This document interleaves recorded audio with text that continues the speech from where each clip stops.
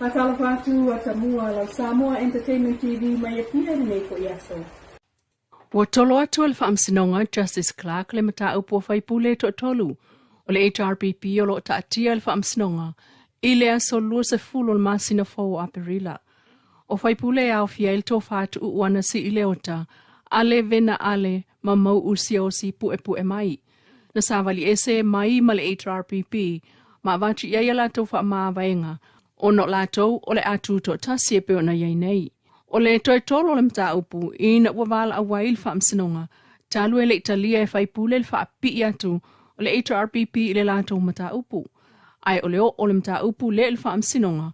I no ua vatu iai e le fonga whetalai o le mota. Papali ili o ta e uma se pau. I le whaamsinonga. E na te tangai i le whaamaninonga o le mta upu lea. Ma le tūlanga wa ia wha le whaavai o whaipule o ta uailunga. O whaipule umanae umane le pano ta tele lua olua tasi. Mamanu malo mai wha amalu le HRPP. Ai mulmuliane toi wha amavae. Ona oni mafua anga e pe o le afia o la tua ia tau wha le whaavae. Ma le alo lofa i o la toi tu malo. Ko arkai. Te file mu. So after a deliberation they've managed to come to a resolution that they are going to O le saluoanga ese i lunga o maa e whaapa o le whaama ai atili.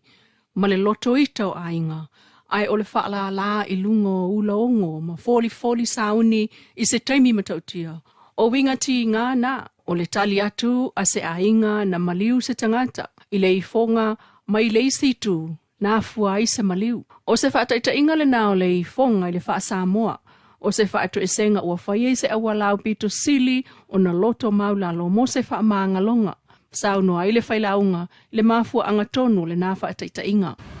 O le akua le whaamsinga. Kako maia le la au o le maka ngā. Le la au o le koluse. Na whakau kawai lo kako li whaola. E whai lea mo kako. Ai ngau Yesu foi na whekalai. Masangoa. Yo ko fa mangalo aku wa wala ko le lo me o fa ya kya fa penga fo le so wa fa mangalo aku wa ko le lo me o e ko fa ya kya mo lo ai mangia das na fatino elefio anga vai mo so le tai ona leila a o sila mio fa masino fa amsno fa itu malo New Zealand o lo tali malo ai lim tanga luengo fa amsno nga Samoa o se fa taita inga peitai. O le umane o le tali malo ai ele fiu anga vai moso, i le whaatinonga o le ifonga whaataita i le tai au. Ma tai ai sua le au malanga ele fiu anga. O tu maanga maasanyai, so atuai ma le asia singa i whanua maliu tangata na mali liu le wha maitele, o le tasiva tasivalu, o lo te teu se vaenga tele i tuane o le malu i le maanga whai vai moso. O a tai au e to e taliwa i le au malanga i New Zealand. Ua whasauloto i neil whamsinonga mawalunga leli ur Steve a fiafi whaatasi o a ele maawala. Ina ele o mawhai leo leon whaamaunia molianga o le whasioti tangata whaasanga ia teia. Ile whai ungal whamsinonga mawalunga Justice Clark Alvastolwai. Ile maliu sa wanga iese whaatau sanga o le fionga wa ele. O le lipoti o le susuenga whaapitoa po le postmortem. Nei loa ai le afia o fōlinga ma le ua o le na afia. Ma i se mea whaitino matatupa. Ma lavela vea i ona fōlinga ma lo na ua. Ai le susuenga lava lea o ta wai o le mafua anga o le maliu. O no se manu anga tu ngā i lo na ulu. O le aso sfululua o ke topa lua fe sfuluono. Na mōli ai le na te te le fasio titangata. Peitai. Ina ua toe whātu langal mta upuli nei e wala au le aso lua sefulua mati lua o lua tolu. Ai talo sanga le itua leo, e toe whaaui itua mōlianga whaasanga i le itu te te. Le mafua anga le talo sanga e whaaui itua mōlianga, o na ua malanga i atunu umamau, mōli mau au tua leo. Na sauno ai le whamasino le whainga tau na malamalama le mta upulea, o la tale fitu tau sanga o na taatia e le sei unga, mai ua mōli a fo il tangata, ai ua talo sanga le itua leo e whaaui itua mōlianga. O le whaamsinonga le mta upulea sa whaatulanga mo le anso lua ono i uni, lua o tasi fitu toi titi ono tau sanga talwai. Ai o le tele o isi wala aunga le mta upulava le nei, sa toi tolo o naile o awanoa le itua leo.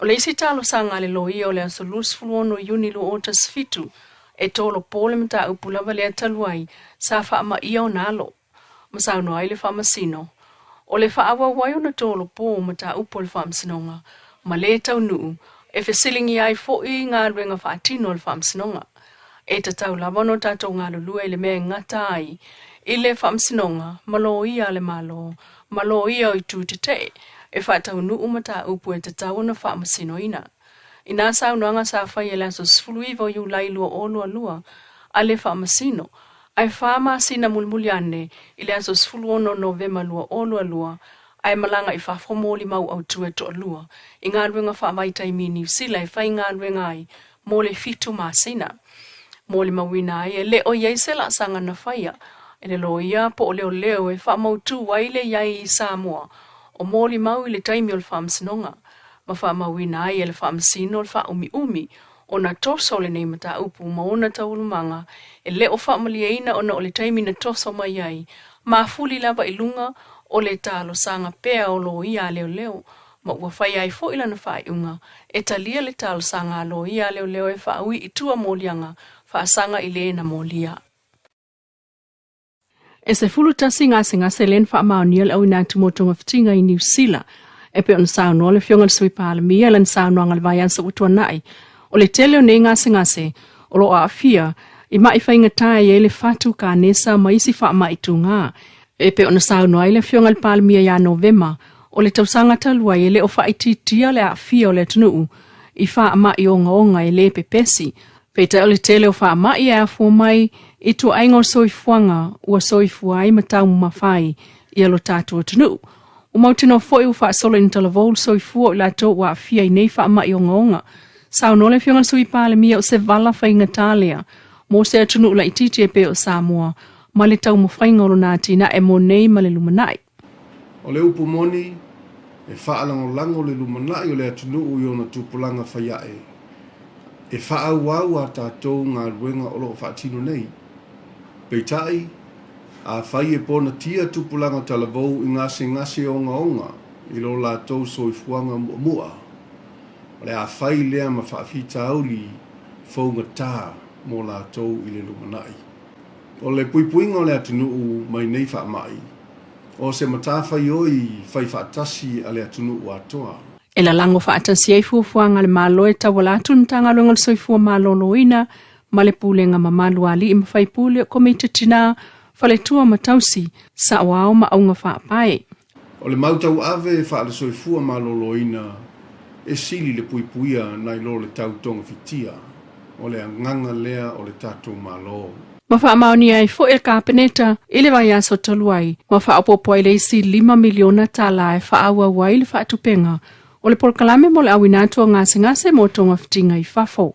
O le vai aso nei na wha maoni ai e le kapeneta le wha upopoina o le isi 5 miliona tala e wha awa wai le wha atupeina o le polkalame mo le awinatua ngase mo tonga fitinga I fafo. Sao no le fionga sui pale mia a fua I vai ngā tupe ua whaamatu atu le malo mo le nei polkalame o 10 miliona I le nei tausanga whaatupe. O se vai ngā tupe tele peo na ia sao noa. Mai lo ngā lue whaatase nei le fionga minister ta ngā ruenga o le soifua maloloina. Ma le minister ta ngā ruenga o tupe whaatasi ma lama ta ngā ruenga. Lo Samoa Entertainment TV mai e pia mas whaapopo ngai rea soa kai ao I le anoko le tua ai whasoifua.